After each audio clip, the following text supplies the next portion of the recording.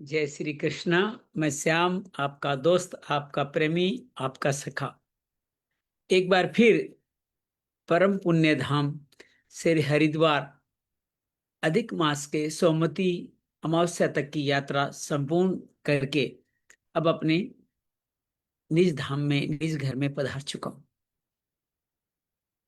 क्षमा प्रार्थी हूं कि वहां सिग्नल की उचित व्यवस्था नहीं होने के कारण हमने पहले दिन प्रयास किया, लेकिन हम 3 दिन तक कथा नहीं कर सके, जैसी हरी इच्छा। लेकिन वहां से हम निरंतर आपके संपर्क में जुड़े रहे। चाहे वहां श्रीमद् भागवत के श्रीधरी टीका के स्वामी वर्मानंद जी सरस्वती जी का सुंदर व्याख्यान सुनने का 4 दिन अवसर मिला, या ब्रह्म वेद पुराण का 4 दिन सुनने का अवसर मिला, गंगा के किनारे तटों पे घूमने का, वहां का आशीर्वाद, रज चरण का आशीर्वाद लेने का अवसर मिला, वो आपके सामने रखने का प्रयास किया। साथ ही नीलकंठ की पैदल यात्रा करने का भी सौभाग्य मिला, वो भी मैंने आपके साथ प्रस्तुत किया। उम्मीद है आप सब आनंद से होंगे। आइए, आज हम श्रीमद् भागवत के अपने 73वें क्रम में पंचम स्कंद के पंचदशों अध्याय से संपूर्ण करते हैं।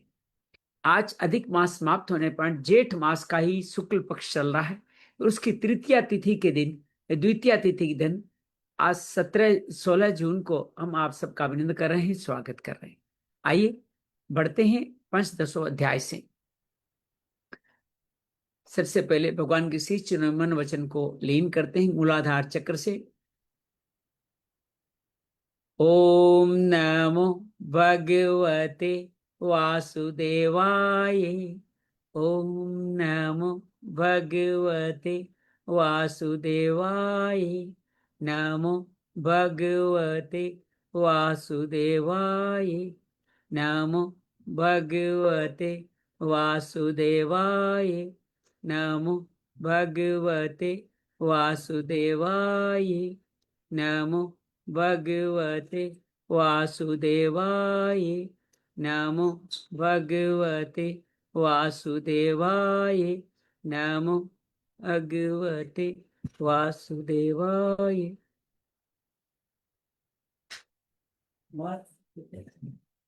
वसुदेव सुतं देवं कंस चाणूरमर्दनं देवकी परमानंदं कृष्णं वंदे जगद्गुरुं। श्रीकृष्ण वंदे जगद्गुरुं। गजाननं भूतगणाधिसेवितं कपितजम्बूफलचारुभक्षणं उमासुतं शोकविनाशकारकं नमामि विघ्नेश्वराय पादपङ्कजं। नमामि विघ्नेश्वराय पादपङ्कजम्। ओम मित्राय नमः, रविये नमः, सूर्याय नमः, भानुवे नमः, खगाय नमः, पुष्णे नमः, हिरण्यगर्भाय नमः, मारीचे नमः, आदित्याय नमः, सावित्रे नमः, अर्काय नमः, भास्कराय नमः। सर्वमंगल मांगल्ये शिवे सर्वार्थ साधिके शरण्ये त्र्यंबके गौरी शरण्ये त्र्यंबके गंगा नमस्तते नमस्तते नमस्तते नमो नमः। त्र्यंबकमजामहे सुगंधिं पुष्टिवर्धनम् उर्वारुकमेव बन्धनान् मृत्युर्मोक्ष्यमामृतात्। अतुलित बलधामं हेम शैलाबदेहं धनुजवन कृशानुं ज्ञानिनाम अग्रगण्यं सकल गुण निदानं वानराणां धीशं रघुपत प्रिय भक्तं वात जातं नमामि। रघुपत प्रिय भक्तं वात जातं नमामि। अतुलित गुरुर्ब्रह्मा गुरुर्विष्णु गुरुर्देवो महेश्वरा गुरु साक्षात् परम ब्रह्म तस्मै श्री गुरुवे नमः। श्री कृष्णार्पणमस्तु। श्रीमद् महाभागवत महापुराण श्री विष्णु वांग्मय स्वरूपाय नमः। श्री व्यास रूपाय कृष्ण द्वैपायनाय नमः। श्री वास रूपाय श्री सुखदेवाय नमः। श्री कृष्णार्पणमस्तु। कृष्णाय वासुदेवाय हरिये परमात्मने प्रणत क्लेश नाशाय गोविंदाय नमो नमः। प्रणत क्लेश नाशाय गोविंदाय नमो नमः। शांति शांति शांति।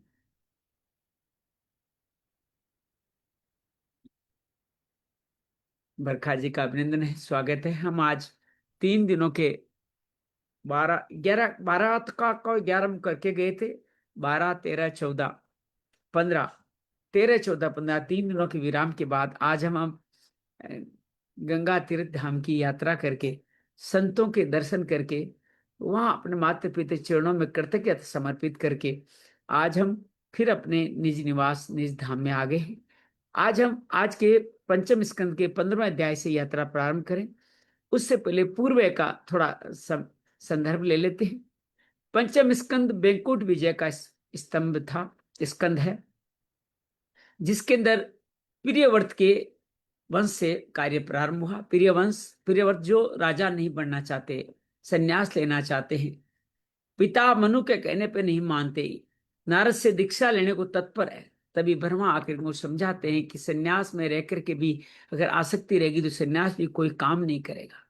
बल्कि कई जगह तो यह लिखा है कि सन्यास धर्म का नियम तोड़ना का दंड गृहस्थ धर्म से ज्यादा भयानक होता है।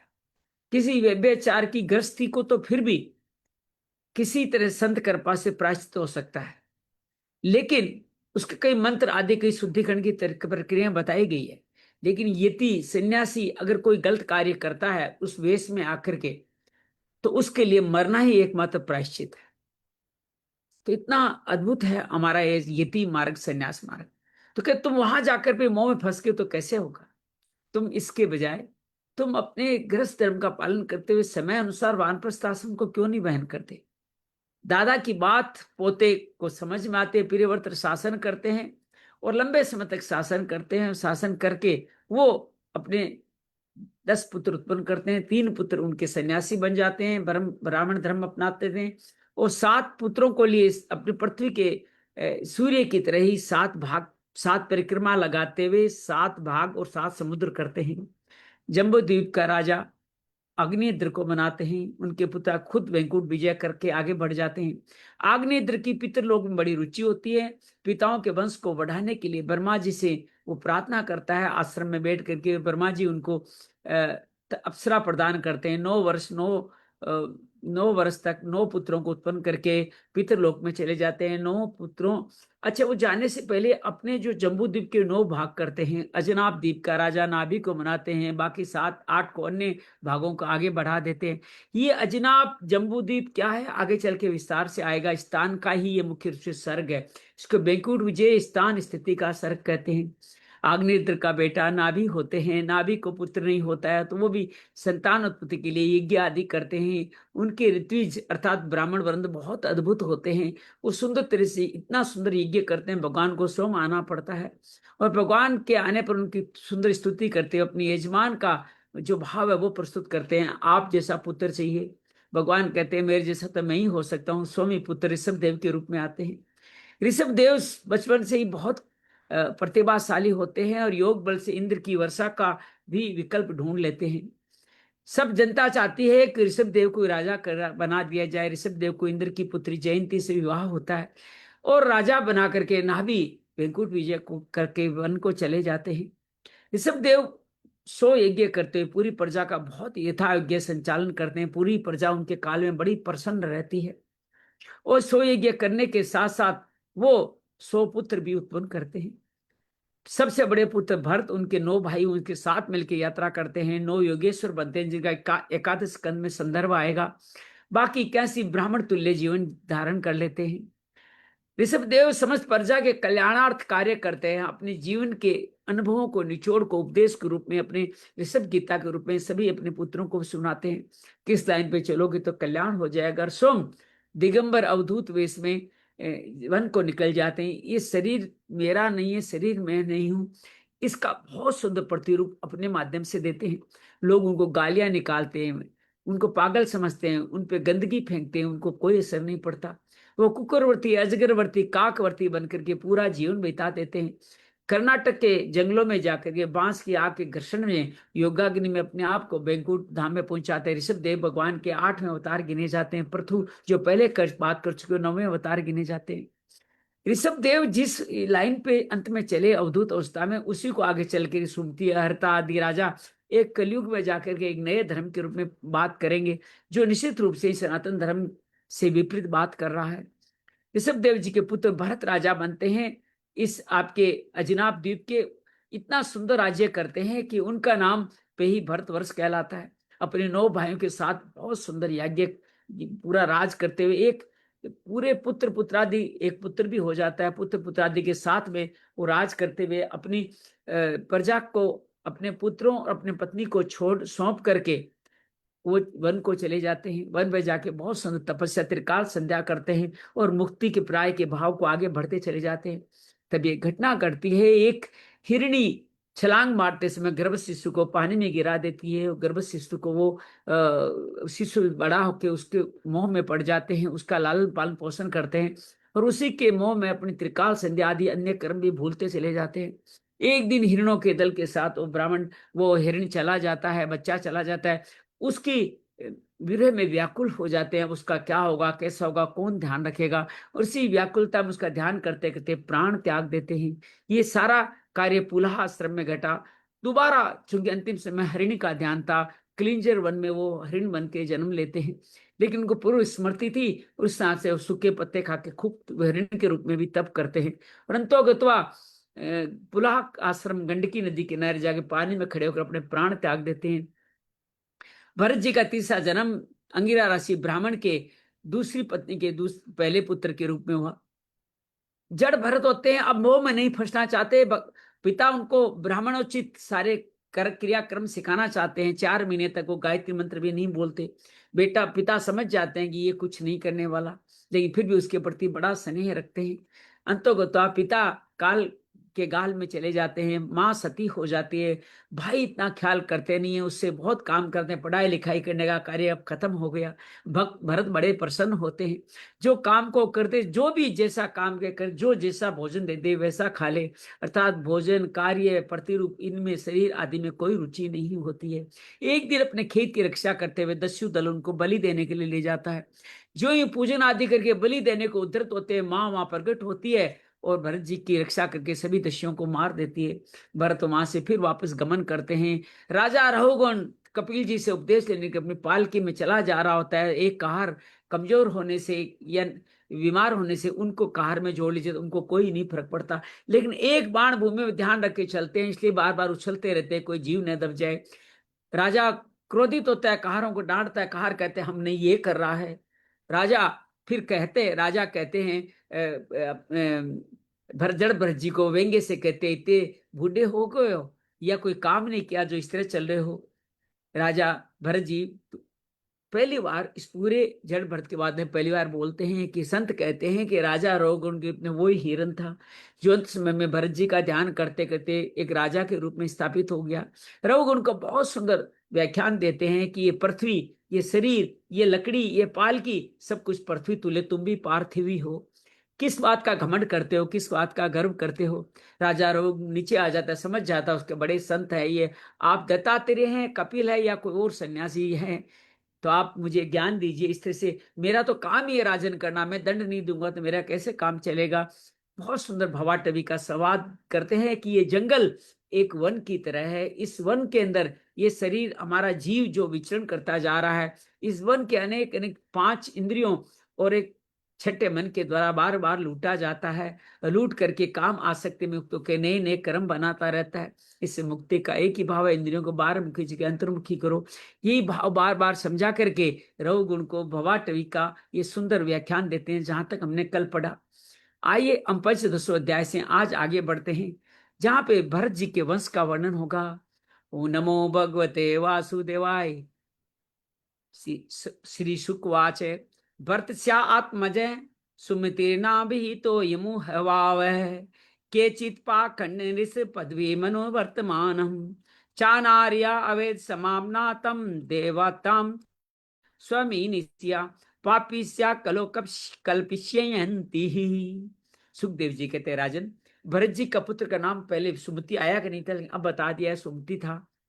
वो ऋषभ देव जी, उसने क्या क्या ऋषभ देव जी का मार्ग का अनुसरण किया, अर्थात कलयुग में बहुत सारे उन्हीं के ये सुमति और आगे वाले कई कलयुग में ऐसे राजा आएंगे जो ऋषभ देव जी के मार्ग का, परमहंस मार्ग का नहीं, उस मार्ग का केवल शारीरिक रूप से उसका अनुसरण करके करेंगे। वो पाखंडी होंगे, अनार्य होंगे, दुष्ट बुद्धि से वेद कल्पना करके करके उसे देवता मान लेंगे। कलयुग में उस सुमति को भी बहुत सारे लोग देवता मान लेंगे। तस्माद्वर सेना देव जाति नाम पुत्रो भवत, उनकी पतिव्रत सेना से देवाजित नामक एक पुत्र हुआ, तो ये भरत जी के पोते हुए। अतः सूर्य ततनयो देवज्ञोस्ततो धेनु मत्याम सुता है परमेष्टि तस्य सुव्रचालाम प्रति है उपजात है। देवाजीत के असुरी उनकी पत्नी थी, गर्भ से देवद्युम्न हुए, देवद्युम्न के धेनुमति से परमेष्टि हुए, और उसके सुवर्चला के गर्भ से प्रति है नामक पुत्र हुआ। जल्दी जल्दी वंश परंपरा आगे बढ़ रही है। देखिए, जीवन में हमारे दिन भी इसी तरह बीत रहे। हम उन दिनों में कोई ऐसा कार्य नहीं करते जो जन कल्याणकारी हो या भगवान के ध्यान में आ जाइए अच्छा कार्य किया है, तो हमारा जीवन का पल सफल है। भरत जी की वंश तेज तेज से क्यों चल रहा है? भरत के आने वाले वंशों में ऐसा कोई बड़ा कार्य करने वाला कोई नहीं उत्पन्न हुआ, इसलिए वंश जल्दी जल्दी चला आ रहा है। आपका हमारा वंश भी ऐसे स्मृति में नहीं चला जाए, इसलिए अपने कर्तव्य को सुधारिए, भक्ति कल्याण में लगिए, तो बहुत बड़ा आनंद आएगा। यह आत्मविद्यामाख्या है, स्वयं संसुदो महापुरुष मनुष्य स्मार है। अनेक पुरुषों की आत्मविद्या का उपदेश कर स्वयं शुद्ध चित्त होकर परम पुरुष श्री नारायण का साक्षात अनुभव किया था। इन सभी ने इस ये जो प्रत्यय था, इसने कुछ बड़ा काम किया था। परम पुरुष का श्री नारायण का साक्ष दर्शन किए, साक्षात अनुभव किया अपने आत्म अंतर्मुखी होकर के। प्रतियासुरवचालम प्रतिहर्त्याते स्त्रे आसिना ज कोविदा सुन प्रतिहर्तु शुद्ध आत्मजय भुमान वस्य जी निशाताम। प्रत्येक की भार्या सुवर्चला के गर्भ से प्रतिहर्ता, प्रस्तोता और उद्गाता नाम के 3 पुत्र हुए। ये तीनों नाम इस तरह यज्ञ में काम आने वाले नाम हैं। प्रस्तोता, उद्गाता, ये यज्ञ आदि कर्म में बहुत निपुण थे। तो यज्ञ कहां से कहां चला? यज्ञ बहुत सारे 100 यज्ञ ऋषभदेव जी ने किए, भरत जी ने बहुत सारे यज्ञ किए, पृथु ने भी यज्ञ किए थे। और ये परंपरा आगे चलती चलती इनके पुत्र में प्रतिह के पास में आए। इन प्रतिहरिया की, प्रतिहर्ता की भार्या स्तुति, प्रतिहर्ता का परिवार बता रहे, उनके गर्भ से अज और भूमा नाम के 2 पुत्र हुए। भूमनर्षि कुल्या मुदगिस्ततः प्रस्तावो देव कुल्यालाम प्रस्तावनी सायाम हर्दजे आस्तित वीरभुवो रत्याम चपत सेस्तमासनक्त आकुत्याम जज्ञे नक्ता द्रुति पुत्रो गयो राज से पर उदार सर्वा अजायते साक्षात भगवतो विष्णु जर्गद्री ऋषिया गृत्सत्वस्य कालात्म तत्वादि लक्षण महापुरुषताम प्राप्त है। अब पूरा परिवार आगे तेजी से बढ़ रहा है। भूमा के ऋषि कुल्या से उद्गीत हुए, उसके देव कुल्या से प्रस्ताव, किसके उद्गीत के? प्रस्ताव के नित्योत्साह गर्भ से विभु नामक पुत्र हुआ। विभु के रति के उदर से पर्थसेन, पर्थसेन के आकुति से नक्त, और नक्त के द्रुति गर्भ से उदार की थी राजसी पर गई का जन्म हुआ। अब गई के बारे में एक लाइन आएगी। गई ने कुछ अच्छे काम किए। हमारे परिवार में जो जो अच्छे काम करेगा उन्हीं को याद रखा जाएगा, अपना नाम उनमें शामिल कीजिए। देखिए, राजा फटाफट जा रहे हैं, बीच में प्रतिह का जिक्र है, अब गई का जिक्र आया। वो जगत की रक्षा के सतगुण को स्वीकार किया और कहते हैं गए भगवान अंश श्री विष्णु के अंश माने जाते थे। एम आदि गुणों के कारण महापुरुषों में गणना की जाती थी। गए महाराज की जय।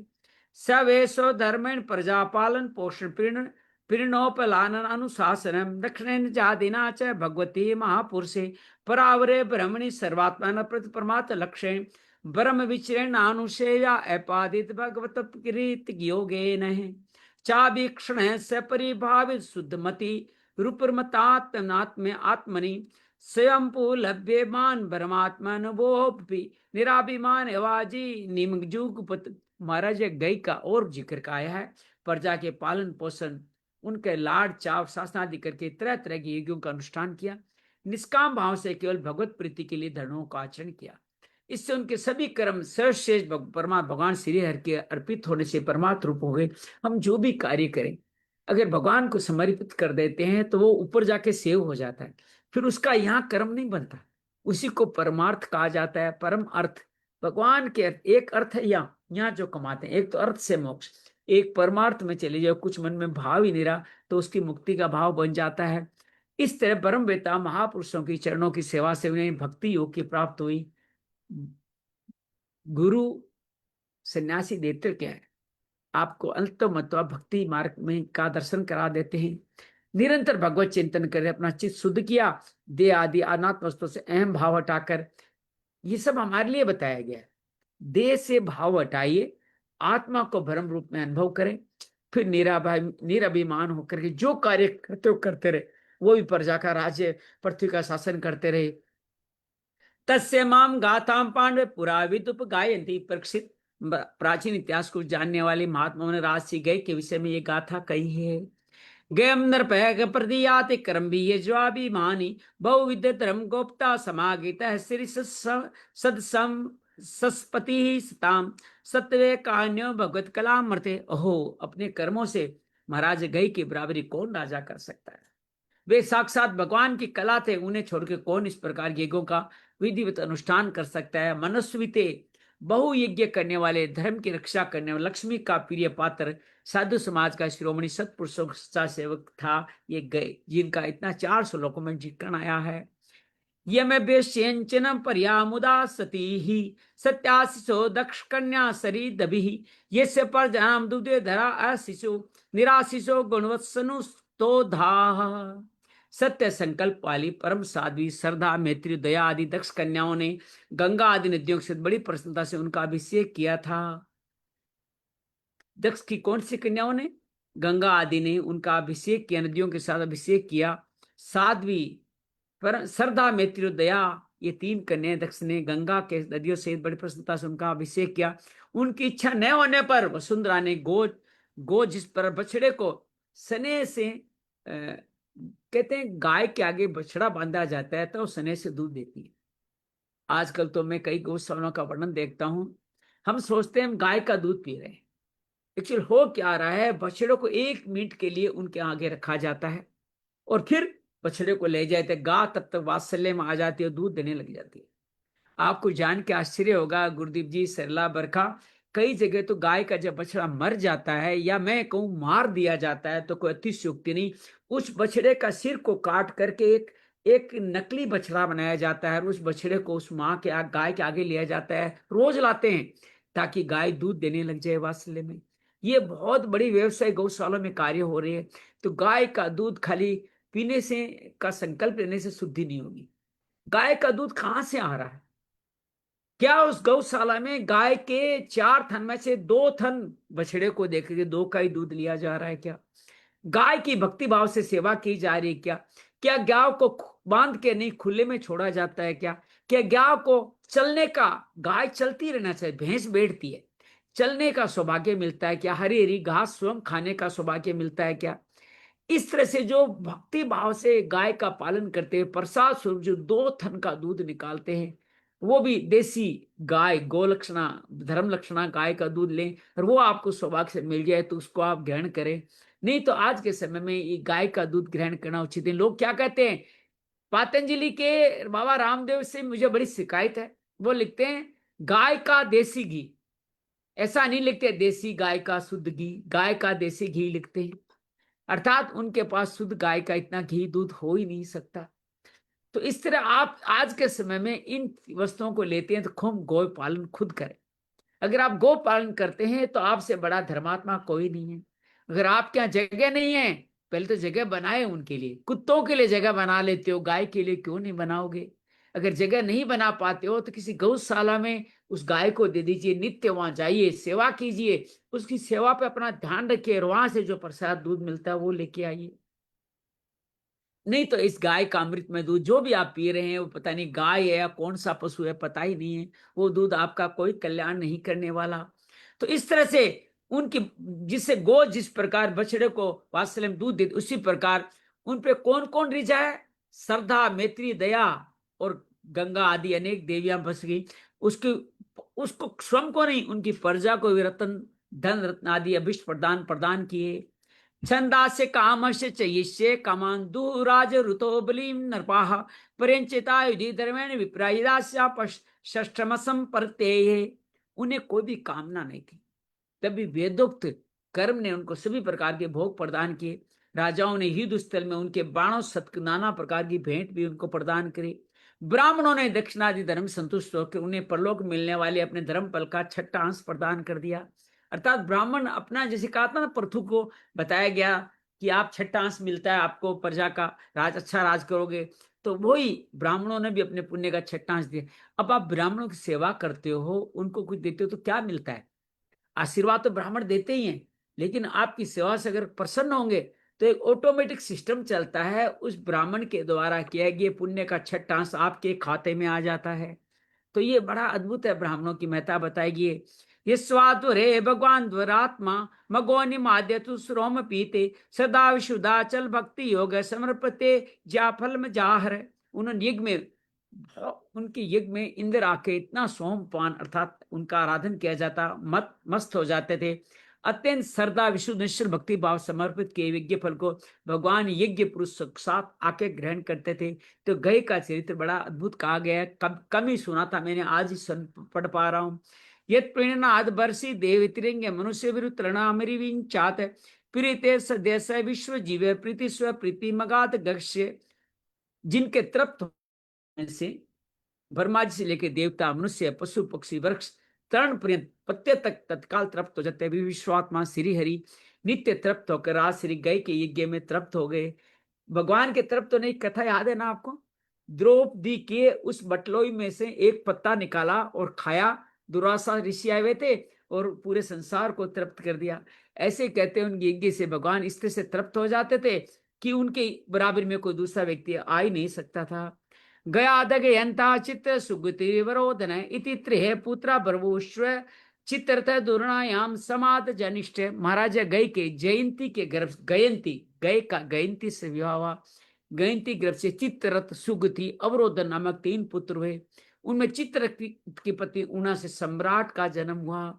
तत्कला मरीचिर मरीचे बिंदु मत्याम बिंदुमान बिंदमान उपद्यते तस्मात् स्वर्गायां मधुरनाभा भवन मधोः सुमनसी वीरवरस्तस्तो भोजायां मंथु परमंथु जज्ञाते मंथोः सत्यायां मौनस्तत्तो दुष्णानां तुष्टा अजनिष्ठ तष्टु विरोचनाय विरजो विरजस्य सज्जित परम पुरुषोत्तम कन्या च पुष्याम किल जातम।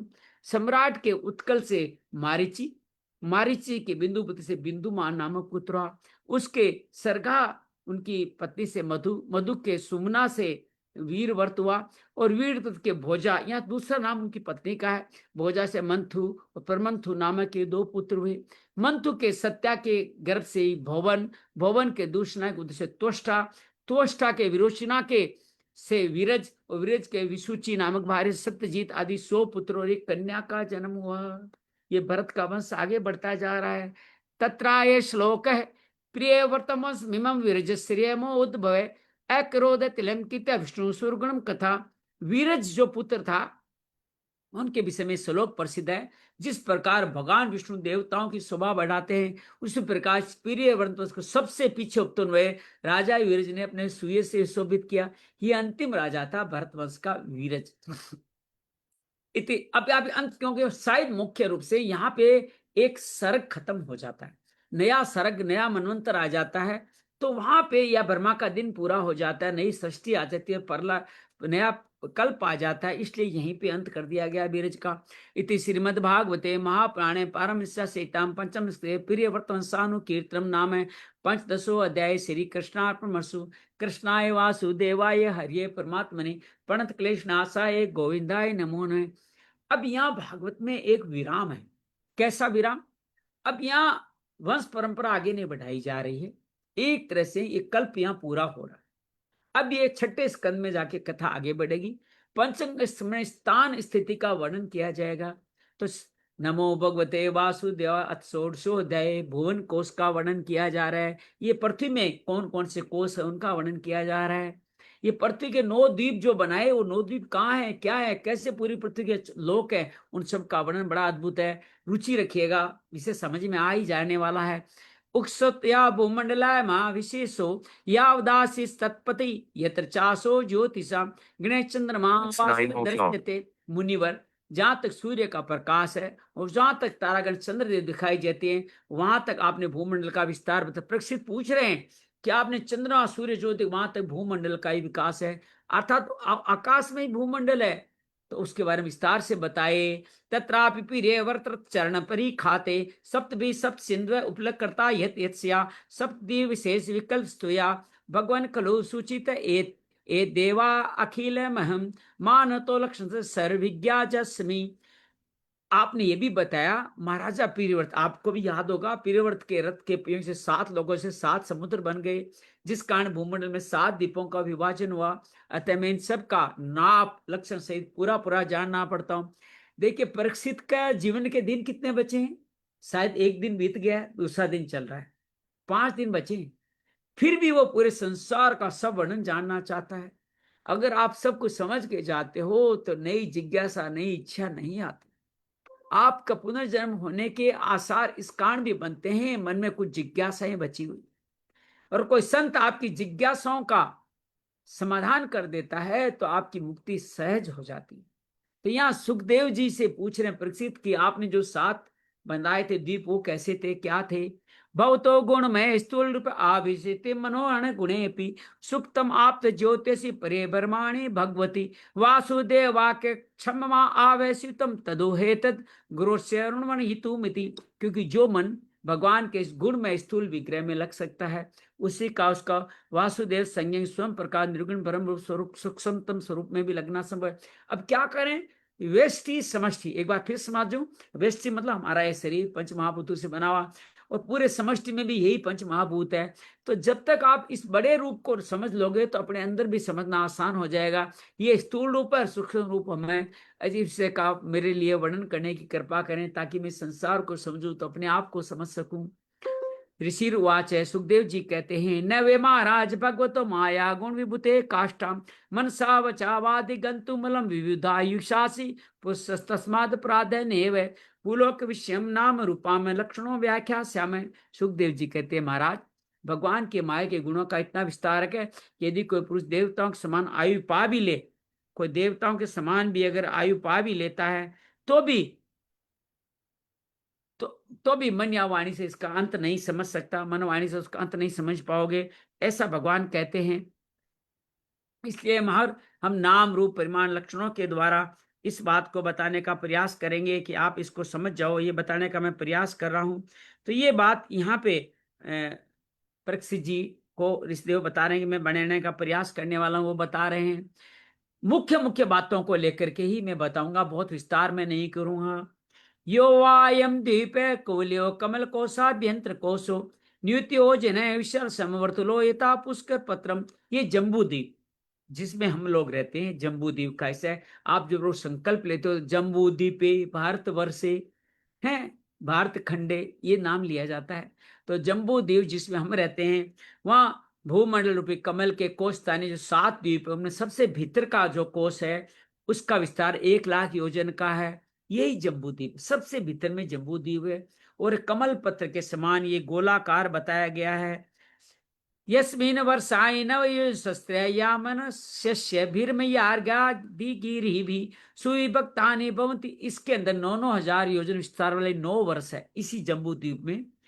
इसका 99,000 1,00,000 योजन का इसका विस्तार है। उसके 9 भाग किए थे। किसने किए थे 9 भाग? आग्नेय ने किए थे।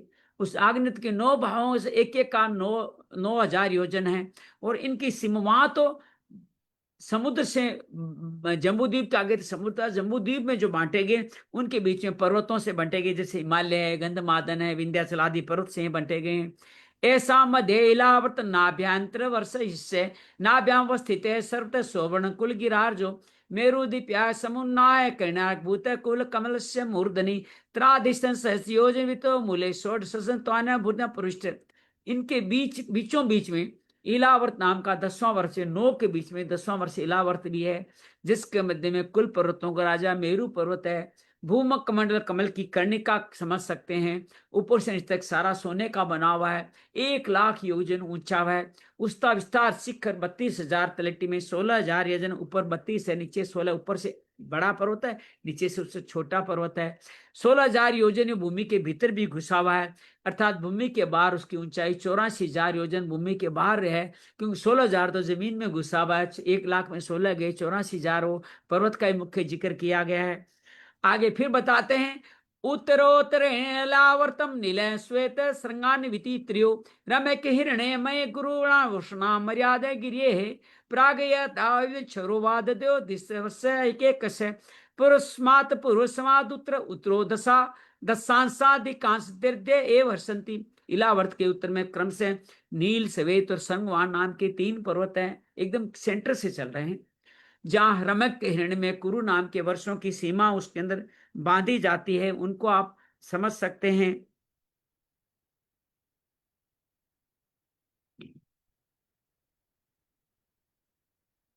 वे पूर्व से पश्चिम में खारे पानी के समुद्र तक फैले हुए। ये कहाँ तक फैले हैं? खारे पानी के समुद्र तक फैले हैं। प्रत्येक की चौड़ाई 2000 योजन है इन पर्वतों की, तथा लंबाई में पहले की अपेक्षा पिछला 10 मास से कुछ अधिक कम है, और चौड़ाई ऊंचाई तो सभी की समान है। थोड़ा थोड़ा छोटे छोटे पत्थरों की श्रृंखला, जैसे अरावली पर्वत श्रृंखला वैसी है ये। एवं दक्षिणेन इलावर्तम निषदो हेम कुटो हिमालयति प्रागयता नीलादो अयुतयोजनो स्थिता हरिवर्ष किमपुर भातनामिता संख्यम। अब ये जो 9 वर्ष है, 9 खंड को 9 वर्ष कहते हैं। पहला इलावर्त आ गया। इसी इलावर्त के दक्षिण की ओर एक के बाद निषद, हेमकुट, हिमालय नाम के 3 पर्वत है। नीलादि पर्वतों के समान ये भी पूर्व पश्चिम की ओर फैले हुए हैं, 10,000 योजन ऊंचे हैं। इनमें इनसे क्रमशः हरिवर्ष, किम पुरुष, भारतवर्ष की सीमाओं का विभाग होता है। हिमालय क्या है? भारतवर्ष की सीमा यहाँ बता गया है। किम पुरुष हेमकूट से घिरा हुआ है। निषेध हरिवर्ष से ये हरिवर्ष किम पुरुष भारतवर्ष का वर्णन आगे विस्तार से आएगा। तथे वेलावर्तम प्रेण पूर्वेण च माल्यवद गंध माधवानिल निषधाय तो दिसंस्तन परपतु केतु माल भद्राश्वर्यो सीमान विदित। इलावर्त के पूर्व की ओर, इलावर्त के इधर के 3 आ गए, वो पूर्व और पश्चिम की ओर, उत्तर में नील पर्वत, दक्षिण में निषद पर्वत तक फैले हुए गंध बादन माल्यवान नामक 2 पर्वत है। उनकी चढ़ाई 2,000 योजन है। भद्राश्व केतुमाल नामक 2 वर्षों के सीमान से 2 और वर्ष अर्थात 2 और देश आ गए, जिनको भद्राश्व केतुमाल कहते हैं, उनका नाम और आ गया।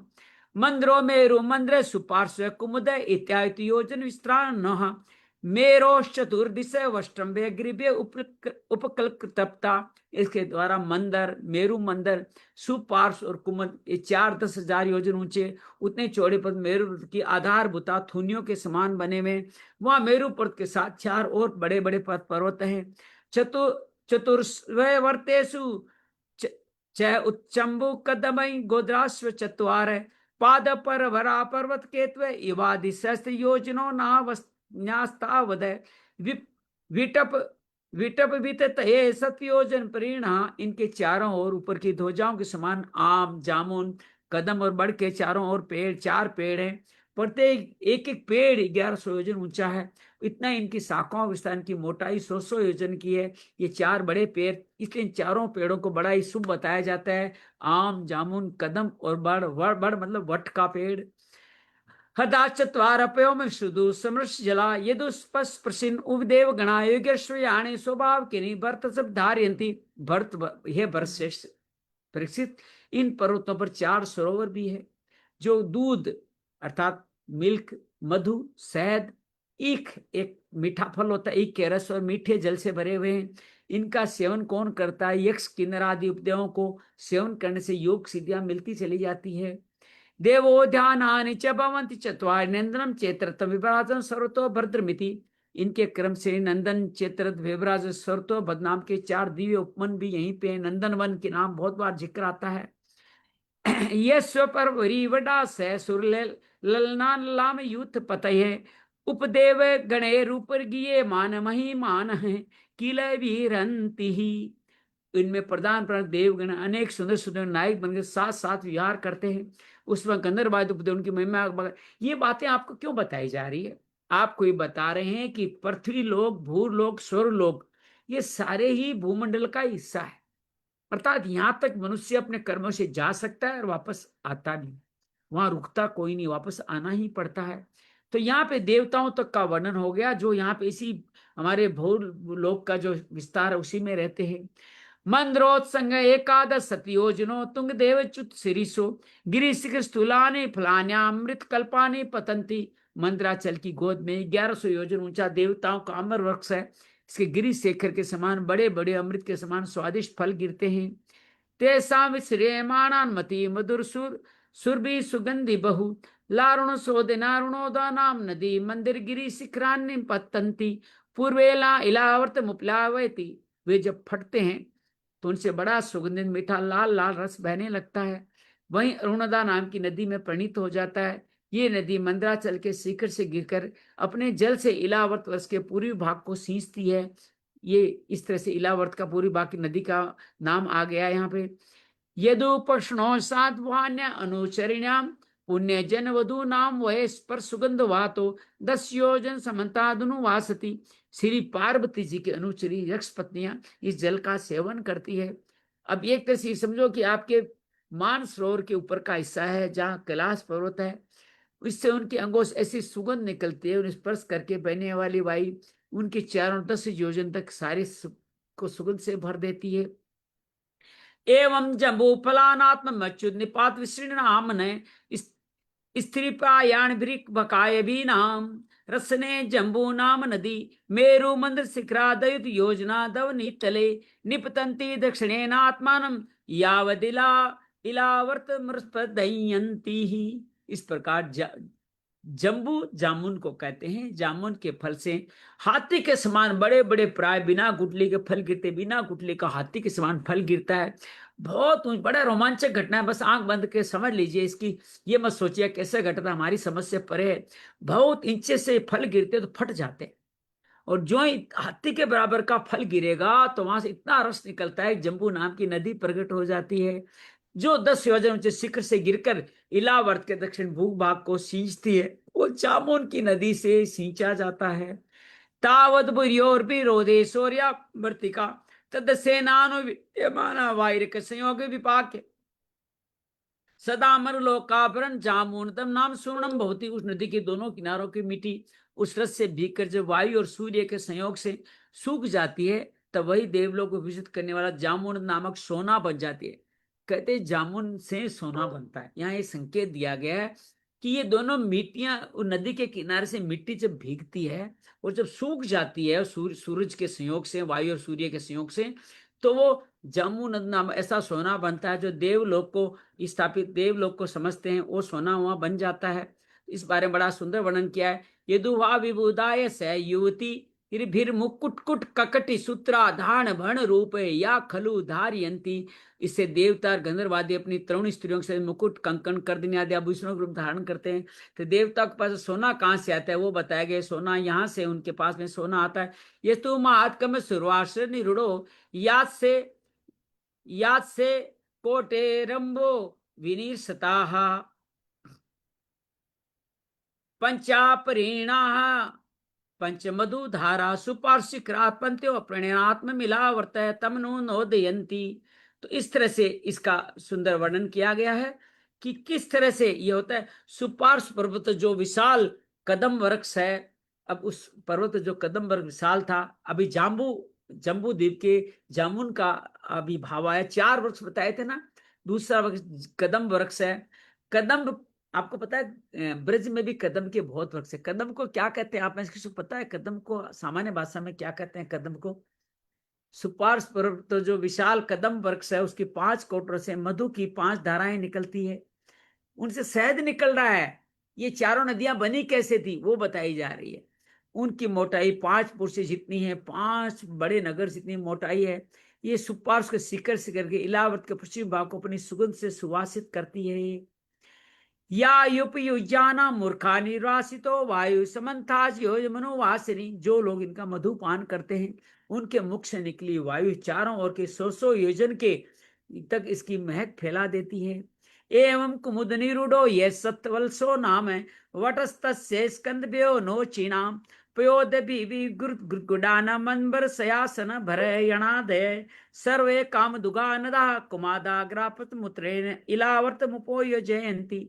इस प्रकार तीसरा पर्वत कुमुद पर्वत पर जो सतवल्स नाम का वट वृक्ष है, तीसरा वट वृक्ष की बात आ रही है। उसकी जटाओं से वट वृक्ष से क्या निकलता है? अनेक नदी निकलती है, विच्छानुसार भोग देने वाली है। उनसे क्या निकलता है? दूध, दही, मधु, घृत, गुड़, अन्न, वस्त्र, शय्या, आसन, सभी पदार्थ उससे मिल जाते हैं। ये सब कुमुद के शेखर से गिर के इलावर्त के उत्तरी भाग को सींचते हैं। यानु पशु जानाम न कदाचिति परजना वली पलित कल स्वेद दोर्गंधे जरा में मृत्यु शीतोष्ण विवरणो उपसर्गा दैस्ताप विशेष भवंती आव सुखम निरति सयमेव। इनको दिए हुए पदार्थों का उपभोग करने से वहां की प्रजा में ये इतने अनुपम पदार्थ है, झुर्रियां नहीं पड़ती, बाल नहीं पकते, थकान में काम नहीं आती, शरीर में पसीना आता, दुर्गंध निकलता है, बुढ़ापा, रोग, मृत्यु, सर्दी, गर्म की पीड़ा, शरीर में कांति नहीं रहना, अंगों को टूटना, सभी कष्ट उनको इसलिए नहीं सताते कि वो प्रकृति के इस रस का पान करते हैं, जीवन पर सब सुख प्राप्त होता है। हमारी इस धरती में भी ऐसी बहुत सारी जगह हैं जहां पे जाके हम समय बिताएं तो हमें बुढ़ापा नहीं सताता, हमारे जीवन में कोई रोग नहीं आता। ऋषिकेश का स्वर्गाश्रम गंगा तट और वहां के पर्वत से निकलने वाले झरनों से, मैं आपको वीडियो पता नहीं डाला कि नहीं डाला, डाल दिया शायद, वो लाइव ही था वो।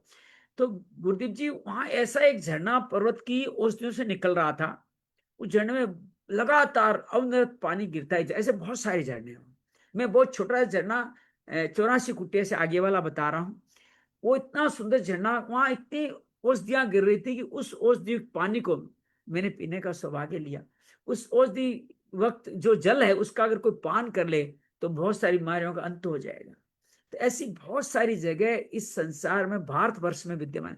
कल संत एक कहते, जब भी भगवान की जिक्र होता है, यज्ञ का जिक्र होता है, वो भारतवर्ष की बात होती है। सिर्फ भगवान और यज्ञ भारतवर्ष में ही मौजूद है, इसको छोड़ के कभी मत जाएगा। कुरंकुश कुसुम वेंक त्रिकुट शिशिर पतय, सिर पतंग रुच कन सिद्ध वनी शिवास कपिल शंख वेदूर्यजा, रुधिर हंस बनाग कालंजर नारदादयो, विशति गिरियो मेरो मणि कर्ण्या इव केसर भूता मूल देशे प्रि उपकल तृप्ताः। राजन, कमल की कर्णिका के चारों ओर जैसे केसर होता है, कमल के चारों ओर केसर होता है, उसी प्रकार केसर जैसा दिखता है छोटी छोटी कणिका। मेरु के मूल देश में उसके चारों कुरंग कुरर कुसुम्ब वेकाट त्रिकुट शिशिर पतंग रुचक निषिद्ध श्रीनिवास कपिल संघ विद्रोह जारुदी हंस ऋषभ नाग कालंजर नारद आदि 20 पर्वत और भी है। उसके चारों ओर 20 पर्वत और हुए हैं। जठरेव देवकूटो में पूर्वेणाष्टादश योजन सहस्रमुद गायतो हो द्विसहस्रम प्रतुतृंगो भवत है। एवं प्रेण पवन पारी यात्रो दक्षिणेन कैलाश कर वीरो प्रगायेताव्य मूत्र स्त्रिंग श्रृंग कराम वृष्टि भीरेते परिस्ततो अग्निर पतिरश्चकास्ते कांचन गिरी। इसके सिवा मेरु के पर्वत की ओर जठर और देवकूट नाम के 2 पर्वत है, जो 18,000 योजन लंबे, 2,000 योजन चौड़े ऊंचे हैं। इस प्रकार पश्चिम की ओर पवन और पर्यात, दक्षिण और कैलाश और करवीर, उत्तर की ओर त्रिशंग और मकर नारायण के पर्वत है। इन 8 पहाड़ों चारों घिराव स्वर्णगिरी मेरु अग्नि के समान चमकता रहता है। मेरु मूर्धनि भगवत आत्मन्यो मर्देद उपलकर्ता पूर्व में याजन शास्त्री सैमचुत्सा सात कोपी वदंती। कहते हैं कि मेरु के शिखर बीचों बीच भगवान ब्रह्मा जी की स्वर्णमय पूरी है। अब ब्रह्मलोक तक पहुंच गई यात्रा, जो आकार में समचौरस करोड़ करोड़ योजन विस्तार वाली है। तामनु परित्यो लोकपालनामष्टाम यथादिशमितारम तुर्यमानेन पूर्वष्ट्र उपकृतता। उसके नीचे पूर्वादि 8 दिशा और उपदिशाओं में उनके अधिपति इंद्र आदि 8 लोकपालों की 8 पुरियां हैं। ये भगवान की सृष्टि 14 लोक तक के भुवन कोश की वर्णना है, जहाँ पे ब्रह्म लोक भी है, स्वर्ग लोक भी है। वे अपने अपने स्वामी के अनुसार उन्हीं उन्हीं दिशाओं में। परिणाम में ब्रह्मा जी की पूरी से चौथाई है, जो 8 दिक्पालों की, जो लोकपालों की पूरियां हैं, वो उन 84 से चौथाई है। इति श्रीमद् भागवते महाप्राणे पारमहंस्या सहिता पंचम स्कंदे भुवन कोश वर्णन षोडशो अध्याय। श्री कृष्णार्पणमस्तु। कृष्णाय वासुदेवाय हरिये परमात्मने प्रणत क्लेश नाशाय गोविंदाय नमो नमः। प्रणत क्लेश नाशाय गोविंदाय नमो नमः। प्रणत क्लेश नाशाय आज बहुत दिनों बाद कर रहे हैं, इसलिए 2 अध्याय पे विराम लेते हैं। हालांकि हमारा 11 मिनट बचा हुआ है। अगले अध्याय जो सप्तदश अध्याय कहा जाता है, इसमें गंगा जी का विवरण आएगा और भगवान संकर्षण देव की स्तुति। संकर्षण देव जो लक्ष्मण का, बलराम जी का अवतार है, जो शेष नाग है, जिनके ऊपर पृथ्वी टिकी है, उसका वर्णन आएगा। ये 17वां 18वां अध्याय हम कल करेंगे। कल नहीं करेंगे, आज ही करेंगे। आज शाम को फिर मातृभूमि जाने का भाव है। इस बार सोमवार को नहीं जा पाए, क्योंकि 24 तारीख को वहाँ का उद्घाटन का निर्माण कार्य प्रारंभ होना है, तो कुछ कार्य पहले संपन्न करने हैं। हमारे घर के सामने वाले एक मंदिर का भी उद्घाटन कर रहे हैं कल, तो उस अवसर में भी भाग लेने का सौभाग्य मिल जाएगा। तो ये करके आज रात को जाएंगे। आज रात को 8:30 से 9:30 बजे हम लोग फिर अपनी ये यात्रा पूरी करेंगे। 17वां 18वां अध्याय जिसके अंदर होगा, उस यात्रा को पूरी करेंगे। यात्रा पूरी करके हम आगे बढ़ते चले जाएंगे। जो भारतवर्ष भूलोक का वर्णन है, इसके बारे में एक छोटी सी कथा आज मैंने सुनी थी, वो मैं आज कह के आपको, ये क्यों पढ़ रहे हैं, क्यों सुन रहे हैं, इसका क्या मतलब है, इसको समझने का भाव आपके मन में आ जाएगा। एक सच्ची घटना है, एक संत अपने जीवन का अनुभव बता रहे हैं। संत का एक शिष्य जो देव योग से या प्रारब्ध से या माता पितर के आशीर्वाद से जीवन में बहुत तरक्की करता है। तरक्की करके मुंबई में बस जाता है, मुंबई में बहुत बड़ा विशाल अपना भवन बना। अब कोई भवन बनाओ और उसको कोई देखने ना आए तो आपके मन में बड़ा होता है ये क्या फायदा, लोग देखें, इसकी प्रशंसा करें, तारीफ करें। देखो, तारीफ वो भवन की करा रहा है, मान अपनी रहा है। तारीफ स्वयं भवन की करा रहा है, लेकिन कर्ता के रूप में अपनी तारीफ चाहता है, कर्तृत्व भाव आ गया है। वो उन संत का बड़ा भक्त था, संत से अनुरोध करता है मेरे घर पधारो। संत बड़े निर्लिप्त होते हैं, उनके घर चले जाते हैं। अब वो संत को जाके अपना घर आगे से पीछे तक सारा दिखाता है कि देखो जी, हमने ये इतने 1000 स्क्वायर फीट का तो हमारा ये प्लॉट है, प्लॉट के इतने हिस्से में को तो हमने 30% हिस्से को आगे खाली छोड़ दिया, 40% हिस्से को पीछे खाली छोड़ दिया, 10 पीछे आजू बाजू खाली छोड़ दिया, बीच में ही हमने इतना बड़ा विशाल भवन बनाया। चेहरे में उसकी जो रोष, जो रोब है वो झलक रहा है। एक तरह से अहंकार फूट रहा है, अहंकार इतना फूट रहा है, चेहरा लाल सा हो गया है, लेकिन वो थक नहीं रहा है बताते हुए, जैसे मैं थक नहीं रहा हूं आपको बताते हुए कैसे संसार की सृष्टि, कैसे 17 भुवन लोक हुए। इसी तरह उसके उसके मकान को आप 100 भुवन लोक समझ लीजिए। और जैसे यहाँ सुखदेव जी बता रहे हैं परीक्षित को, इसी तरह वो संत को समझाता है, ये है, ये बड़ा आंगन है, ये मैंने संतों के लिए रखा है, यहाँ हम मीटिंग करते हैं, बातचीत करते हैं, यहाँ पे सब लोग भाई बंधु साथ रहते हैं। ये चारों तरफ बीच में आंगन मुख्य ब्रह्म भाग छोड़ा है, ये करा, ये करा है। फिर अपने एक फ्लोर पे पूरा बुरा अपना एक बेडरूम टाइप बना रख उसमें ले जाते हैं और उसको दिखाते हैं बड़े प्रसन्नता से, बड़े ही अभिमान। और देखो इसके अंदर ये बेल्जियम से आई है, यहाँ से आई है, यहाँ से आई है, 1 करोड़ रुपए की तो सजावट कर दी है। इससे बड़े अखंड घमंड में पड़े रहते हैं और अपनी बातें बताते बताते अचानक ध्यान उनका गुरु जी के चेहरे पे जाता है। गुरु जी निर्लिप्त भाव से ऐसे ही बस जैसे कोई कुछ चल रहा है, उनको कोई मतलब नहीं, समाधि लगे ऐसे बड़े, वो शिष्य चौंक जाता है। तो गुरु जी को तो अधिकांश गुरु आजकल तारीफ कर भी देते हैं कि जो बताया, अरे वाह तेरा बहुत बढ़िया है, तेरा बहुत बढ़िया है, क्योंकि गुरु जी को उनसे बड़ी दक्षिणा भी तो लेनी है। लेकिन ये संत कुछ अलग थे और उसके कोई तारीफ नहीं करते, कोई इसको समझाते नहीं, तो कहते महाराज से कुछ गलती हुई है मेरे से, मैंने इतना अच्छा ये भवन बनाया, आप जैसे संतों के आशीर्वाद से बनाया, माता इसके प्रति आपके मुख से 2 शब्द मेरे को मिल जाते बहुत बढ़िया था। संत कहते तथास्तु, अभी 2 शब्द कहता हूं। संत की निगाह पड़ते उसी दीवार पे एक बहुत बड़ा विश्व का मैप लगा हुआ है। उस विश्व को मैप में जाके कहते हैं, ये विश्व तुम मैप लगा, इसको समझते हो, जानते हो? यही समझो 14 भुवन लोक का सीन समझ लीजिए। तो कहते हैं हाँ समझता हूं, तो बताओ इसमें भारत कहाँ है? तो उंगली लगाता है, दिखाता, देखो ये भारत है। और भारत में तुम्हारा मुंबई कहाँ है?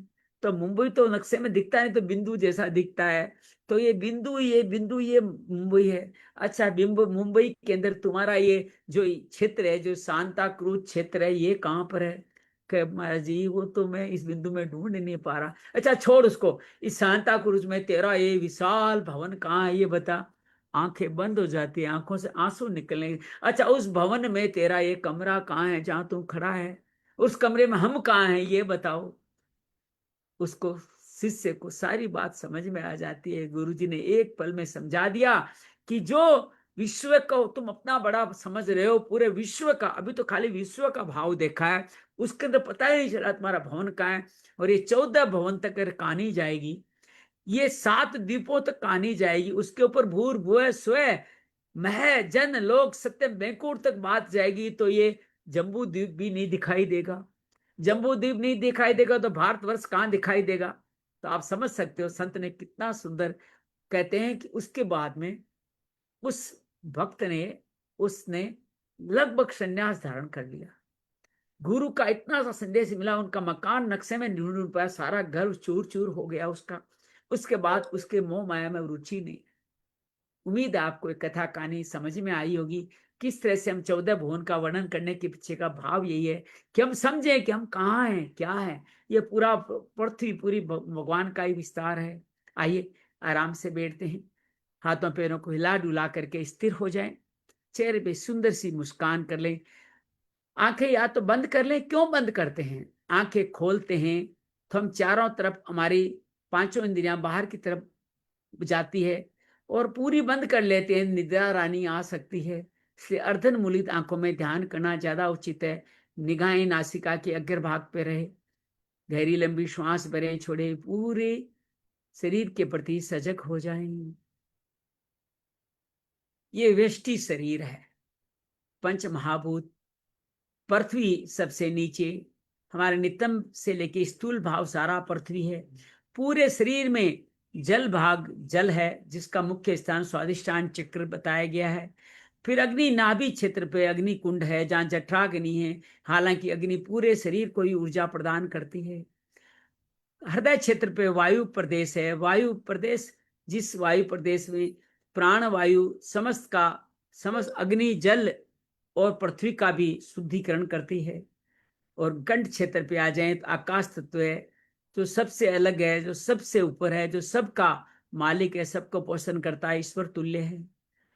इस पंच महाभूत यही हमारे शरीर में, यही पूरी व्यष्टि समष्टि शरीर में है।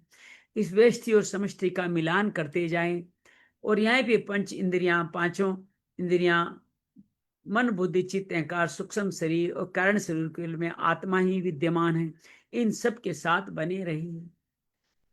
भरत जी, जिन्होंने बहुत सुंदर शासन किया, भरत जी का अगला जन्म हरिण, उससे अगला जड़ भरत, और जड़ भरत के बाद में वो भवाटवी संवाद करके अपने रघुगुण के साथ भगवान की मुक्ति को पा जाते हैं।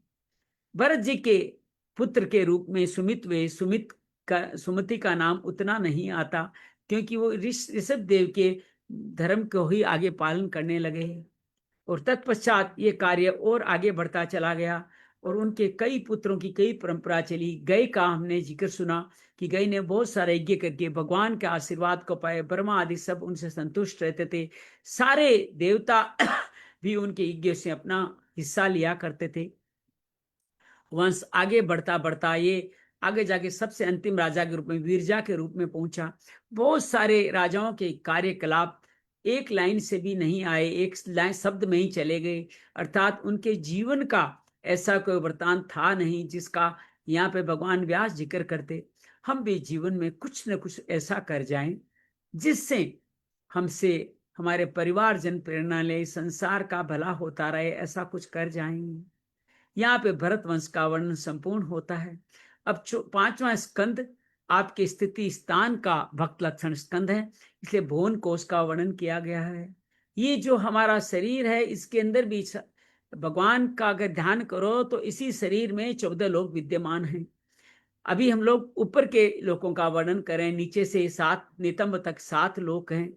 नितंब से ऊपर अगर आप ध्यान लेते जाएं तो हमारे सारे पृथ्वी लोक बताया गया है। पृथ्वी लोक से आगे भूलोक है, नाभि पे स्वर्ग लोक है, हृदय पे आ जाते थे महर लोक है, गले में जन लोक है, और उसके बाद में तप लोक हमारे भ्रकुटी पे है, और बैंकुट ब्रह्म लोक हमारे सर की चोटी पर है। इसी तरह इन सारे वर्णनों का, लोकों का वर्णन किया गया है। जैसे हमारे शरीर के मध्य में एक इलावर्त नामक राज्य है, जहाँ हृदय क्षेत्र है, उसी को इलावर्त कह सकते हो।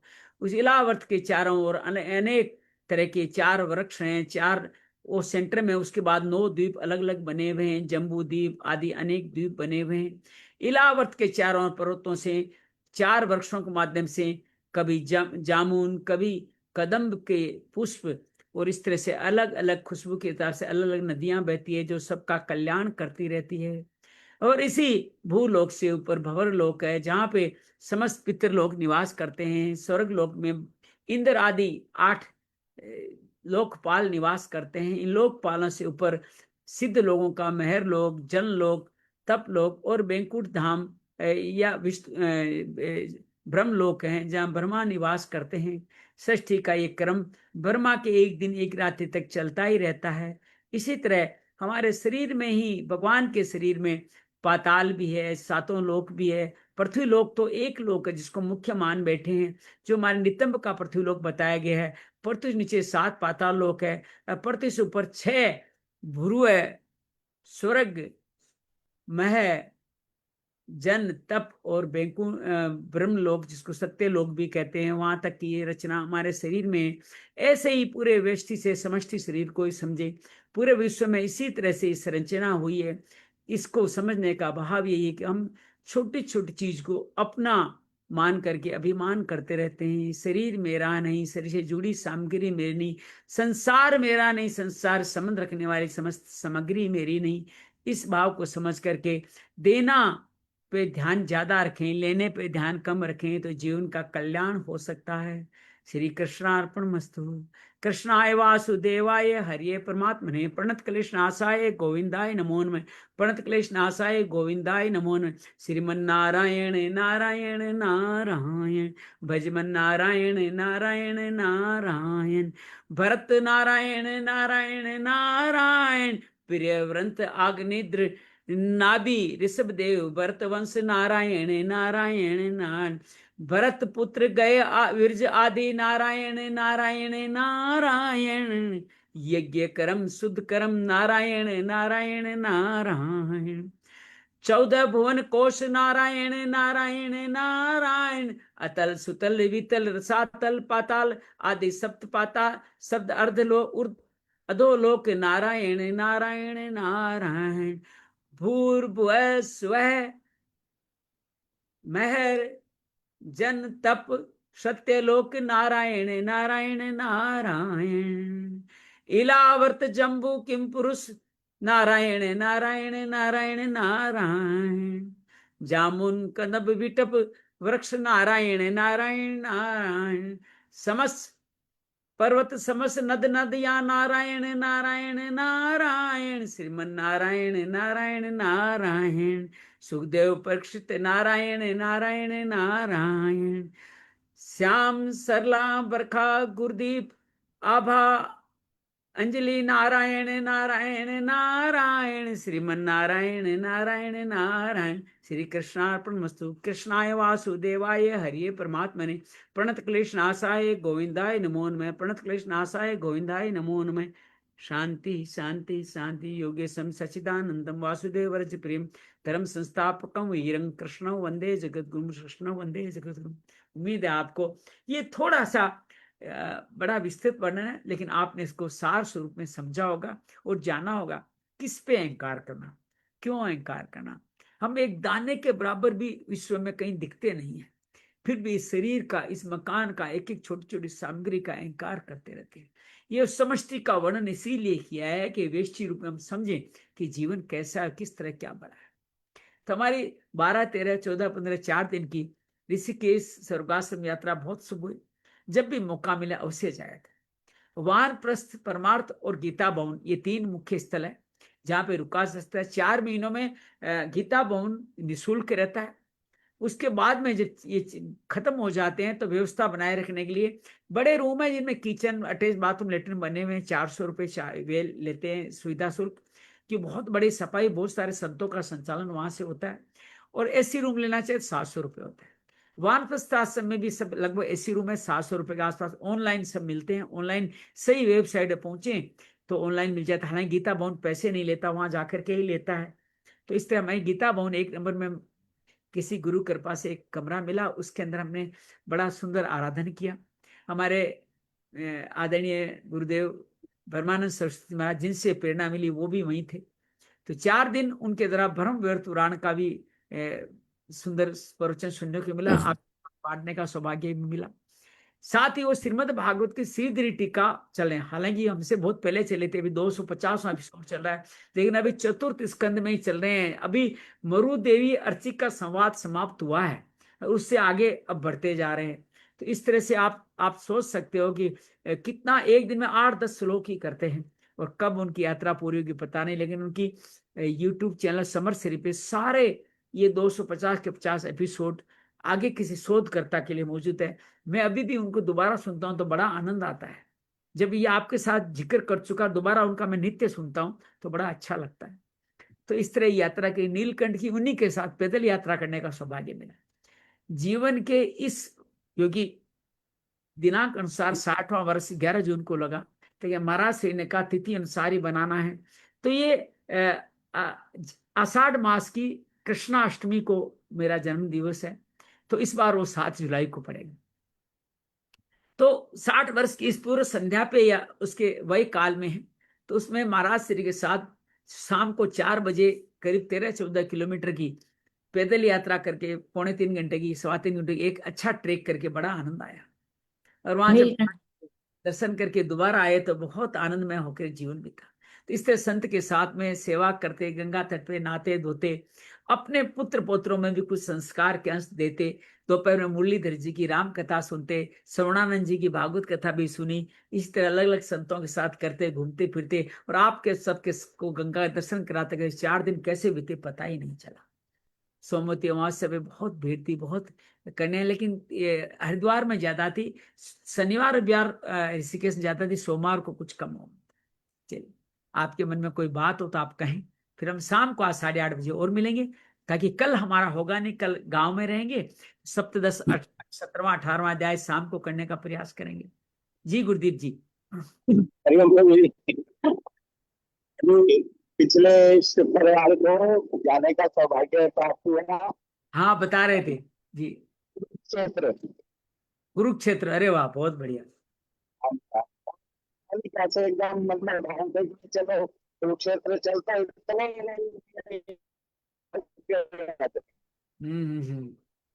थोड़ी सी बस कुंडली में सारे तो थोड़ी सी बस मात्र भी लगा के मेंटेनेंस की जो है ना, बस कमी थी।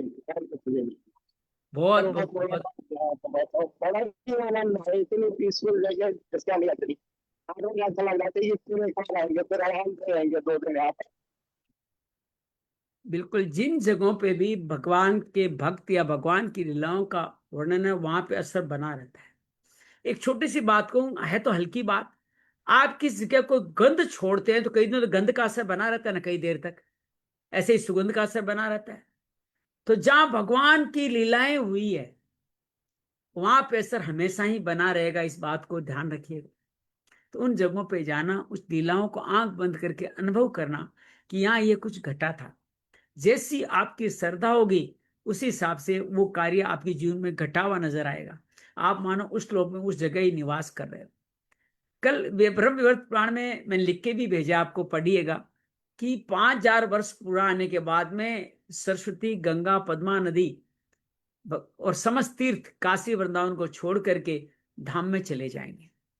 यहाँ धाम में चले जाने का तात्पर्य लोगों का उसमें श्रद्धा भाव संपूर्ण खत्म हो जाए। कल हमने एक आजकल युवा बहुत आते हैं ऋषिकेश, एक बहन को जूते गंगा में धोते देखा, चप्पल। तो हमने हमारी श्रीमती ने कहा, ऐसे आप पाप क्यों कर रही हो? दूर तक जूते खोल के आप इसमें ये नारे कितना पाप कमा रहे हो। अंत में मान तो गई, लेकिन ये भाव बताता है कि श्रद्धा कम होना ही गंगा का लुप्त होना है। हम लोग अगर श्रद्धा बनाए रखेंगे तो ये भाव बना रहेगा। मुझे कहते बड़ा आनंद का अनुभव होता है कि भारत भूमि में 5128 साल पूरा होने के बावजूद भी हमारे ग्रंथों में लिखे हुए कलयुग 5000 उसमें तीर्थों का सौंदर्य कम हो जाने की बात लिखी गई है, लेकिन हमारे श्रद्धा भाव सबके इतने हैं कि आज भी उन तीर्थों में वो अद्भुत आभा ज्योति वहां बसती है। ये हम सब का पे कृपा है, हम सब लोगों पे गुरुओं की, संतों की कृपा है, ग्रंथों की कृपा है। तो इस पे हो से जाएगा। वहां से मैं 2-3 पुस्तकें लाया था, आप हो सके तो गीता प्रेस जाएं तो लीजिएगा। एक तो पंच गीता बोल करके है, वो मैंने श्रीमती जी ने कहाँ रख दी पता नहीं, मेरी पंच गीता। तो एक तो पंच गीता बोल करके, हाँ ये देखिए, ये देखिए, ये पंचरत्न गीता है, इसको अवश्य अपने पास रखिए। इसमें जो महाराज जी जो स्तुति कराते हैं ना, वो स्तुति पूरी गीता तो है ही है उसमें, और भी बहुत सारी चीजें हैं। ये गजेंद्र मोक्ष आदि है, 5 श्लोक नित्य पढ़ने वाले श्लोक भी हैं, और जो 21 श्लोकों की स्तुति है वो भी सारी इसके अंदर आती है। तो ये बहुत अद्भुत है पंचरत्न गीता। इसमें क्या है, श्रीमद भगवत गीता पूरी है, श्री विष्णु सहस्त्र नाम स्तोत्रम पूरा है, श्री भीष्म ने जो भगवान की स्तुति की थी वो है, और अनुस्मृति है, गजेंद्र मोक्ष, 5 गीताएं हैं। और ये मेरे पास है, हाँ, ये जरूर अपने पास ये रखिएगा। रही मेरे पास, हाँ, बहुत बढ़िया, ये रखिए आके ये अपने दी। पास, अच्छा रहेगा। हर वक्त मैं ऑनलाइन इसकी नित्य स्तुति इसी से पढ़ती हूँ रोज। ऑनलाइन। और एक ही है, अगर आप आगे चल के अभी 17, 18, 19, 20 को वहां पे यज्ञोपवीत धारण का कार्य हो रहा है, तो इसके संध्या उपासना विधि कैसे करते हैं, तर्पण कैसे है, बलि वैष्णव देव विधि कैसे करते हैं, ये थोड़ा बहुत तो यज्ञ हवन करना करते हैं, थोड़ा काम आता तर्पण करने। तो ऐसा कुछ पत्रिका ये कौन लेके सी है, आया था। क्या नाम है इसका? इसका नाम है संध्या उपासना विधि, तर्पण है बलिवेश देव विधि, लेकिन ये प्राय यज्ञोपवीत धारण करने वालों के लिए। और एक संतान गोपाल स्तोत्र बड़ी अच्छी लगी। अगर आप ये है मेरे पास। गर्भाधान करना चाहते हैं तो अपने बहुओं को, और को मैं अपने दोनों बहुओं के लिए लाया हूँ कि मैं उनको हाँ समर्पित करूं और इसको पढ़ें, उसके बाद में हाँ। गर्भ धारण की कार्य को प्रारंभ करें तो बहुत अद्भुत होगा। संतान प्राप्ति के शास्त्रीय उपाय से बताए गए हैं। 5 व्रत कौन से हैं? पुत्र व्रत के, संतान गोपाल मंत्र विधि, संतान गोपाल स्तोत्र, षष्ठी देवी स्तोत्र, सब कुछ। तो 3 ये भी है पुस्तकें। मेरे पास। अच्छा, कितने रुपए लगे? सिर्फ 45 रुपए। 45 रुपए हाँ। में 3 पुस्तकें। गीता प्रेस का अद्भुत कार्य है साहब, ये उससे मिले 45 में 3 पुस्तकें। यही मैं तो वहां से सामग्री संतों के इसमें इसमें ना श्री पंचरत्न गीता में गजल गीता भी है। तो ये हाँ, गजल गीता तो क्या मतलब पढ़ना चाहिए क्या? देखता हूँ, मैं भी पूरा पढ़ के बात करता हूँ आपसे, पूरा पढ़ के बात करूँ। मैंने पढ़ी 2-4 बार पढ़ी मैंने। और अर्जुन और कृष्ण जी की बातें हैं वो इसकी है। तो आप बताइएगा मेरे को पढ़ के। बिल्कुल बिल्कुल। चलिए, बहुत बहुत मंगल हो। शाम को 8:30 बजे फिर मिलेंगे। योग दिवस के कार्यक्रम भी प्रारंभ हो रहे हैं। हाँ, गुरुदेव जी श्रीमद का सुगम पाठ लेके बैठे हैं, बहुत बड़े। ये बहुत अद्भुत है, ये बहुत अद्भुत है, लेके बैठे हैं। और आप, योग दिवस के कार्यक्रम प्रारंभ हो रहे हैं तो 18, 19, 20, 21 4 दिन तक सुबह 6:30 से 8 बजे तक योग का एक कार्यक्रम रखा है, जिसमें कुछ थोड़ा योग जो भी टूटा फूटा आता है बताने करने का प्रयास करूंगा। 21 तारीख को गुरुदेव जी, आप अगर कहीं और व्यस्त नहीं हो तो, लेकिन आप तो व्यस्त रहेंगे, शांति पथ पधारिएगा। शांति पथ का हमें दिया गया भार, शांति पथ में जो एम्बेसिक सामना लोन है ना, उसका भार हमें दिया गया। तो वहां पे योग कराना है, ऑटोलिंक परिवार की तरफ से हमें जिम्मेदारी दी गई है। तो वहां हम सब लोगों को लेके जाएंगे और 3 दिन 18-19 को अपने ही क्षेत्र में सामूहिक रूप से लोगों को योग आदि निःशुल्क करवाने की व्यवस्था का भार दिया गया, उस भार को निर्वहन करेंगे। तो भागते दौड़ते आएंगे। 8 बजे प्रोग्राम खत्म होगा, 8:30 तक भागते दौड़ते आएंगे। तो आप सब लोग तैयार रहेगा, हमारी भागवत चलता रहे, इस भाव बना रहे। अभी अभी हमारी योग की क्लास सौरभ सर की चल रही है। हम लोग अभी अच्छा, कर रहे हैं 18 तारीख को, इसी 17 का तो सिलसिले में। आज पूरा कर लेंगे। 18 तारीख को भी हाँ सुबह योग की क्लास, सुबह लेट घर पहुंचते पहुंचते 6:30-7 बज जाएगा। साधना करके थोड़ा बहुत योग में भाग पाया तो आप भागूंगा तो देख लीजिए, करेंगे 8:30 ही, थोड़ा आगे पीछे हो सकता है। चलो, मंगल हो। तो भी हमारा अलग ही प्रोग्राम होता है, तो मैं तो उसी के अंदर ही बिजी रहूंगा। मैं तो समझ रहा हूँ, मैं मेरे को समझ तो रहा हूँ। पूरे योग दिवस में ये योगियों का सीजन आ जाता है ना, योगियों का बड़ा सीजन आता है, योग गुरुओं का तो बड़ा सीजन चल रहा है अभी। ठीक है ना? चलिए, और कल मंगल प्रभु हो। मैं वो भी ले आया, अपनी श्रीमद् भागवत भी ले आया। बहुत बढ़िया, चलो बहुत वो भी बढ़िया। भागवत तो घर में रखना ही पुण्य कार्य जी, रख लो तो ही बहुत बड़ी बात है। हालांकि मैं बाहर जाता हूँ तो मोबाइल से कर रहा हूँ इसमें। ये ऐप तो सबने डाल रखी है ना, बहुत अद्भुत ऐप है, कितना कुछ डाल दिया है इसके अंदर। आप विश्वास कीजिएगा, लाखों करोड़ों रुपए की सामग्री इसके अंदर है। वो भी मैं गीता प्रेस के रेट से बता रहा हूँ। बाजार में कोई अन्य पुस्तिका छापता तो अरबों रुपए रेट होगा, उतना इस एक ऐप में सारा सब कुछ है। इस ऐप को सही पढ़िएगा सही करिएगा। सही। 18 पुराण हैं, सारे ग्रंथ हैं, संतों द्वारा लिखी सारी वाणी है। ये जो पंचरत्न कितना ना, ये भी इसके अंदर है। अगर आप सॉफ्ट कॉपी में लेना तो उसमें ही सारी पुस्तकें उसमें भी है, उसमें देखने की। हम्म, मंगल हो, मंगल हो। हाँ जी। हरिओम।